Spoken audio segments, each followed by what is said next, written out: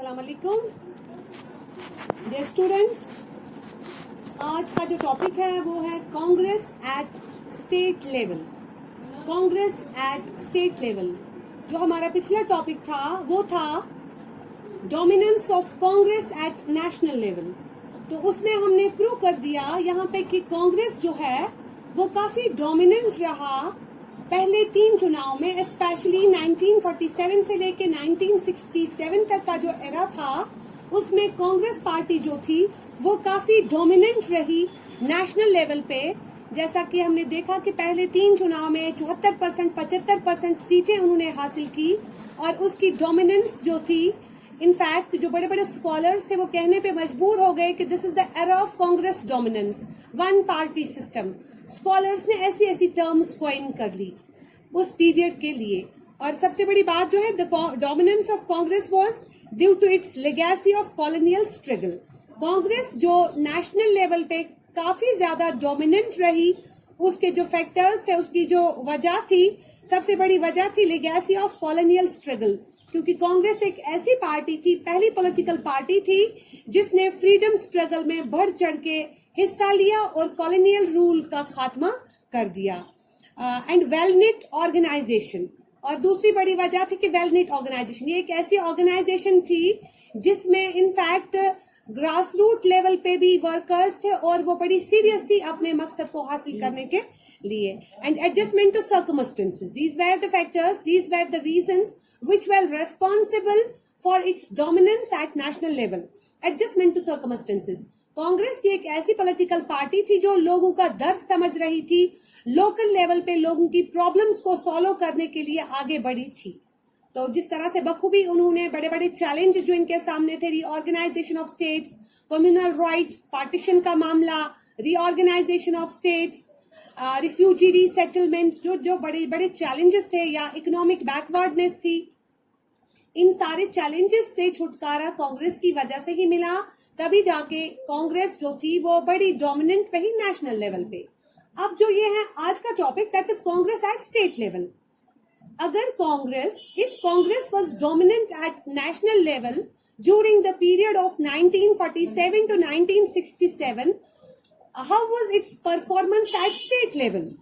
तो state level पे इसकी परफॉर्मेंस क्या वैसी ही थी जैसी नेशनल लेवल पे थी या उससे कम थी?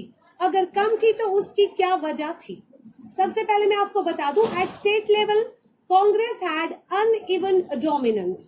कांग्रेस जो थी, जिस तरह से ये डोमिनेंट नेशनल लेवल पे रही, वैसी डोमिनेंस, वैसी कारकर्दगी जो थी उसकी स्टेट्स में नहीं थी। जितनी ज्यादा ये डोमिनेंट नेशनल लेवल पे थी उतनी डोमिनेंट ये स्टेट लेवल पर नहीं थी। उसकी सबसे बड़ी वजह जो थी इसकी अनइवन डोमिनेंस की, that was existence of so many political parties, most of which were regional. If Congress was having uneven dominance at state level, the reason behind it was the formation of regional political parties. जो कि regional level पे जब political parties बनती है तो obviously वो national level की political party को उतना सपोर्ट करते नहीं है।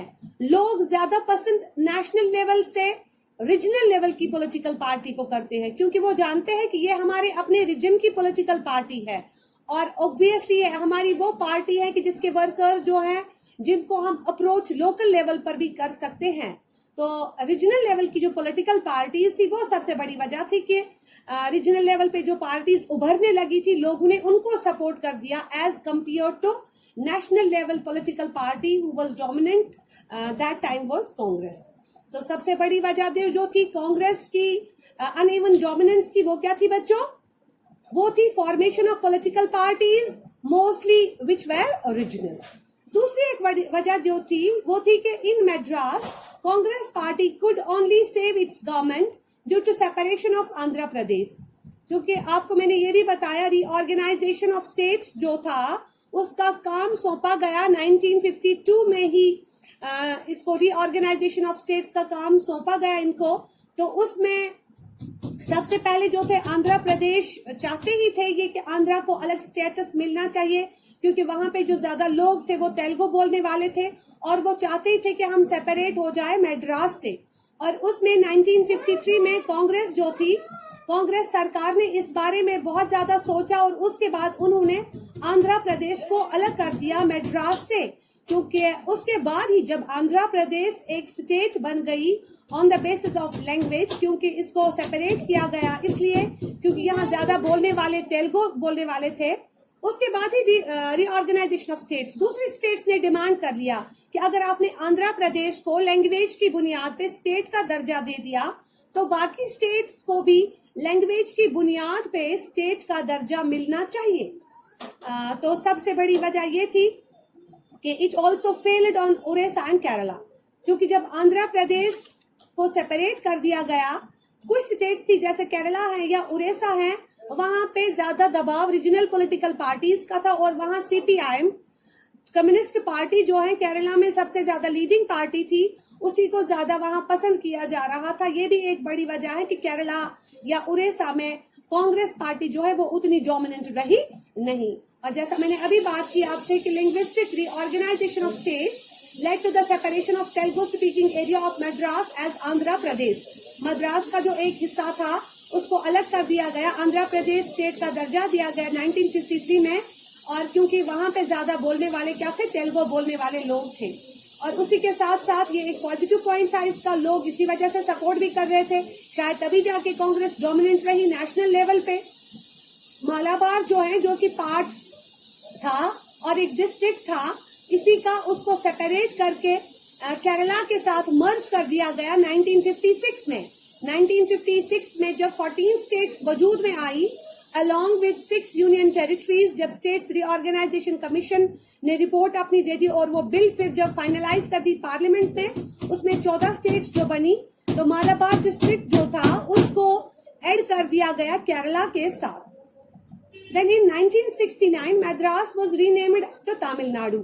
उसके बाद जो मद्रास स्टेट थी, मद्रास को नाम चेंज कर दिया गया, मद्रास को तमिलनाडु, एक स्टेट यानी तमिल्स वहां पे ज्यादा बोलने वाले थे, क्योंकि जब ये साथ में थे, अभी मैं बात करी थी मद्रास में से आंध्र प्रदेश निकला और आंध्र प्रदेश के लोग जो थे वो तेलुगु बोलने वाले थे।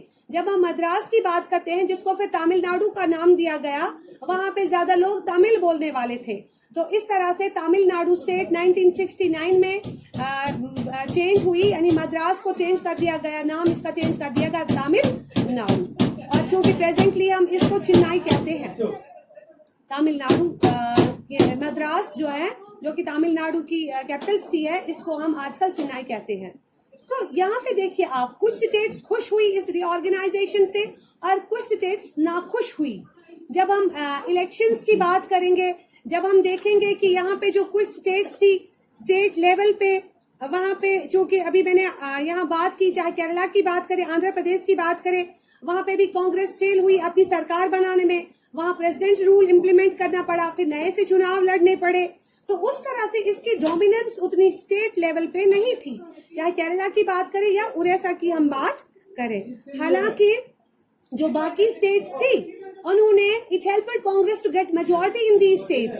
जो रीऑर्गेनाइजेशन स्टेट्स हुई, रीऑर्गेनाइजेशन जो स्टेट्स बनी on the basis of language, इसकी वजह से इसको लोगों ने सराहा और लोगों ने इसको नेशनल लेवल पे इतना सपोर्ट किया। लेकिन कुछ स्टेट्स जिनको लगा कि नहीं, इन्होंने हमारे साथ सही नहीं किया है, जैसे हम उड़ीसा केरला की बात करेंगे, वहां के जो लोग थे उन्होंने उस तरह से इसको सपोर्ट नहीं किया। It helped Congress to get majority in these states, however it failed to do so in Orissa and Kerala. So thus while Congress dominated at national level, its dominance at state level was uneven and shaky. So while Congress dominated at national level, its dominance at state level was uneven. जो बाकी states थी उन्होंने it helped Congress to get majority in these states। जो reorganisation states हुई, reorganisation जो states बनी on the basis of language, इसकी वजह से इसको लोगों ने सराहा और लोगों ने इसको नेशनल लेवल पे इतना सपोर्ट किया।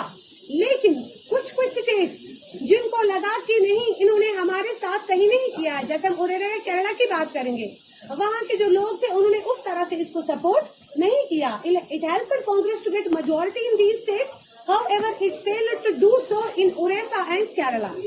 So thus, while Congress dominated at national level, its dominance at state level was uneven and shaky. So while Congress dominated at national level, its dominance at state level was uneven and shaky.